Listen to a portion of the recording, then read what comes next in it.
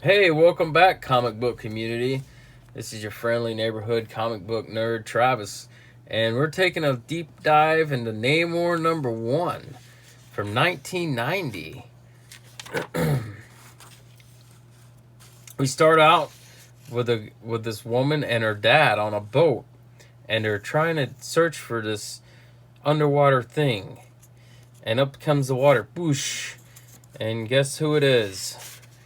Second page, we get a big splash page, and it's Namor. Pretty cool stuff. Only, I'm pretty sure everybody else pointed it out to you, but Namor has no nipples. Even on the cover, he has no nipples. He has no nipples. So they're like, hey, what was that? Hey, where's it going? It's going to this island. We better hightail it and find them. You know? Double Dragon 2, buddy. I think this was the first time you could play two players at the same time fighting in NES Double Dragon. What a rad game for 1990. Remember playing that with my buddies. Okay, so Namor, he's waking up. He's like, where, blasted, where am I? He sees this village. He's like, of course he's Namor. He's like, I'm going to attack them. These surface dwellers, I'm going to attack them. I kind of like these panels of art. And Namor's looking pretty skinny right there. But, you know, it's a village kind of savage stuff. I like how the spear is coming off the panel here. They're like, hey, intruder, let's attack them. And Namor's like, you puny earth, surface dwellers, your weapons have no effect on me, and it bounces off of them, and he's like, now you'll feel the wrath of Namor. And so he busts their little idol up, and he swoops around, and he's like, hey, I'm gonna gather all you people up, and he just does. He gathers them all up and throws them in a hut. And just swoops up again. There's a idol he grabs. He starts swinging this thing around. So later on in this comic, you learn that he's kind of going insane. You know, he's having a hard time, and then he sees this woman. I know she's from a different comic book earlier. I think that was like his queen or something, or sister. No, that's her sister, Namora, and I think that was Dorma, and that was Nomura, and that was his sister. But he's hallucinating because that's her, but he's hallucinating, and he's saying the names, but they can't understand because they don't speak that language, the Lanian language or whatever it is. They convince Namor, you're sick, you need to come with us. And he's like, okay. So he comes with them. And I think he still feels like he's hallucinating so they make it to the boat. They have him hooked up. I can zoom in on here. This panel. This is pretty good panel too. They have him hooked up to this blood transfusion machine, and it's doing a trick to him. And it's like a family history. This little chapters to blood, and then the family history. And he's like, I'm feeling much better, but explain how this device works. I'm not sure. And then it kind of goes back to like a Namor origin story, because this isn't Namor 1, so they have to kind of fit all this backstory in here. This is 1920, and the icebreaker Oracle, and it tells a little bit about it. And a barrel falls down and it blows up and it disrupts their city, and the princess swims up, climbs on board, meets the captain. The captain actually they capture her because she was like gonna sabotage the boat, I guess, and they kind of capture her.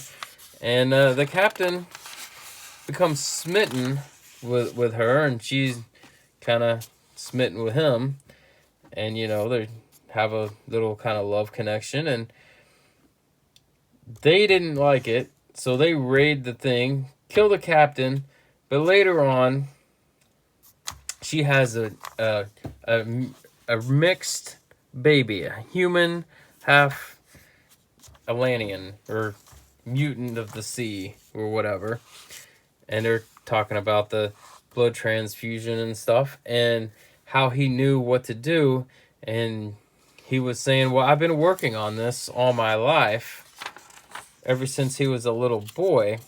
He was reading about Namor's adventures and everything, and it was Captain America, Human Torch, and Namor, and the mayor was there, and they gave him a commemorative speech and how great they are for stopping the war. And he was riding a bike, and he's following Namor. He wasn't paying attention. He just rides right off the edge of the dock. Look at this janky Batman here. That's kind of neat, I guess. I never rode off a dock, but you wouldn't think the bike would just automatically flip over at the end. It's kind of silly. But he's saying the bike flipped over, it got hung up on him, and the heavy bike was sinking him down. And all of a sudden, Namor, out of nowhere, picks up the kid, and he has his bike, and he takes him to safety. That's crazy little origin story for that man, too. So we got two origin stories in this book. His origin story and Namor's. And they have a plan. He's talking, they don't know that the world kind of thinks that Namor's dead. They haven't seen him since God knows when. So Namor comes back, the power of equalization.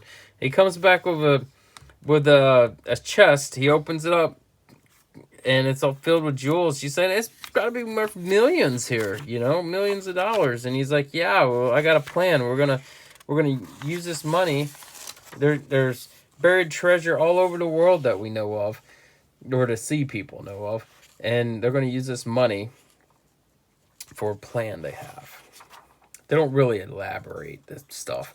And then he's getting kind of fresh with her. He's like telling her, oh, I like to see your hair under the current water and all that. And he's like taking her hand like he wants to marry her or something. I don't know what's going on, but maybe in next issue number 2 there might be a little bit more stuff.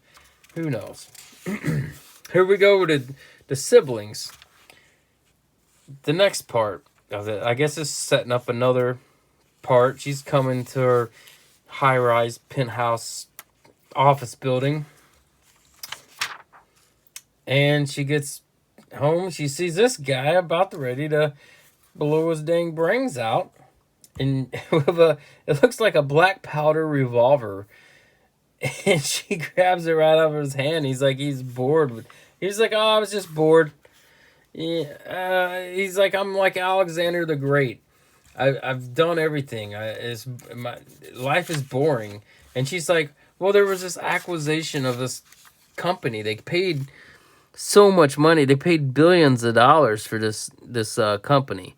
It says $10 billion, and that intrigues him. He's like, $10 billion, you say? Maybe I should check into this and live a little longer. And then it says Oracle Inc. And I'm pretty sure that is the daughter, and because they're saying the father and daughter of nobodies bought this company and changed it to Oracle Inc. And now they're intrigued by it. That was Namor number 1 from 1990. If I was a kid and I bought this in 1990, I might have been a little disappointed. There wasn't a lot of action in it, but there was a lot of setting up for next issues, On a scale of 1 to 10, I'd probably give this Namor book at least probably a 6 out of 10. It's entertaining a little bit, and it probably does set up the next issue, Namor #2. Okay, well, thanks for watching. Like and subscribe, and take it easy.